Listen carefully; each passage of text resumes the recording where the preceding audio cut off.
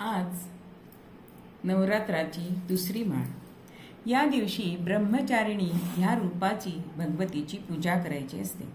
ब्रह्मचारिणी देवीला ज्ञानाची देवता मानली जाते. ही पांढऱ्या रंगाचे वस्त्र परिधान करत असते. उजव्या हातामध्ये जपमाळ आहे, डाव्या हातामध्ये कमंडलू आहे. हिचे पूजन केल्यानंतर त्याग आणि समर्पण या गुणांची शिकवण आपल्याला मिळते. आध्यात्मिक ज्ञान आणि आंतरिक शक्ती आपली वाढते. हिला फळे, मिठाई, खीर यासारख्या पदार्थांचा नैवेद्य दाखवला जातो. मंत्र हिचा असा आहे: या देवी सर्वभूतेषु ब्रह्मचारिणी रूपिणी संस्थिता, नमस्तस्यै नमस्तस्यै नमस्तस्यै नमो नमः.